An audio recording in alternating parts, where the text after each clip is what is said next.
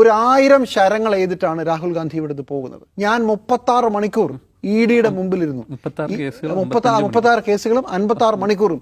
ഈ മുഖ്യമന്ത്രിക്കെതിരെ ഉണ്ടല്ലോ കേസ്. ഈ മുഖ്യമന്ത്രിയുടെ മകൾ ഇതുപോലൊരു കേസിൽ പെട്ടിരിക്കുകയാണല്ലോ. ഇതുവരെ പോയില്ലല്ലോ. ചോദ്യം വളരെ വ്യക്തമല്ലേ, ഷാർപ്പല്ലേ?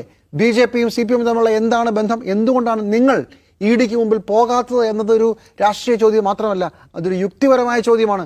എന്തുകൊണ്ടാണ് നിങ്ങളെ ഇഡി വിളിക്കാത്ത സാർ? ഇപ്പോൾ വരും, ഇഡി നമ്മളെ വരിഞ്ഞ് മുറുക്കുകയാണ്, ഇന്ത്യയിലെ എല്ലാ പ്രതിപക്ഷ പാർട്ടികളെയും തീർക്കാൻ പോവുകയാണെന്ന് പറഞ്ഞിട്ട് നിങ്ങൾക്കെതിരെ എന്തുകൊണ്ട് ഇഡി നീങ്ങുന്നില്ല? ആ ചോദ്യത്തിന് മറുപടി പറയേണ്ടി വരും. ഇന്നേ വരെ ഇപ്പം ഇയാൾ പറഞ്ഞതിന് ശേഷം മണിക്കൂറുകൾ കഴിഞ്ഞു, ഇതുവരെ പിണറായി വിജയനോ CPMോ മിണ്ടിയിട്ടില്ല.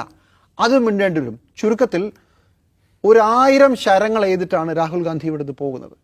ഇതിനകത്ത് ഇഡിയുടെ കേസ് മാത്രമല്ല, ഇന്ത്യ ചരിത്രത്തിൽ ഇത്രയും തവണ സുപ്രീം കോടതിയിൽ കേസ് മാറ്റിവെച്ച ലാവ്ലിൻ പോലെ വേറൊരു കേസ് ഉണ്ടായിട്ടുണ്ടോ?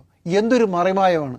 ഒരു ദിവസം ജഡ്ജിക്ക് പനി, വേറെ ദിവസം CBIയുടെ വക്കീലിന് പനി, അതിൻ്റെ അടുത്ത ദിവസം ജഡ്ജിക്ക് വയറുവേദന, അല്ലെങ്കിൽ ജഡ്ജി ബെഞ്ച് ഒഴിയുന്നു. ഇങ്ങനെ മാറി മാറി മാറി എത്ര വർഷമായി കേസിൻ്റെ ഫൈനൽ ആർഗ്യുമെൻറ്റിലേക്ക് പോകേണ്ട ഒരു കേസാണ്, തീരുന്നില്ല. ഇതെല്ലാം ഉന്നയിക്കുമ്പോൾ കൃത്യമായ മറുപടി CPMൻ്റെ ഭാഗത്തുനിന്ന് ഉണ്ടാകണം. ശബരിമലയിൽ BJP മിണ്ടാത്തത്, ഇന്ത്യ മുഴുവൻ വേട്ടപ്പട്ടികളെ പോലെ കേന്ദ്ര സർക്കാരിൻ്റെ ഏജൻസീസ് കറങ്ങി നടക്കുമ്പോൾ ഇവിടെ ഒരാൾക്ക് ഒരു കുഴപ്പവും സംഭവിക്കുന്നില്ല. So it was A sharp day. ഈ കഴിഞ്ഞ 2 ദിവസം രാഹുൽ ഗാന്ധിയുടെ വരവ് വളരെ ശക്തമായി ഈ ക്യാമ്പയിനെ പുതിയൊരു ടേണിലേക്ക് എത്തിച്ചിരിക്കുകയാണെന്നാണ് ഞാൻ കരുതുന്നത്.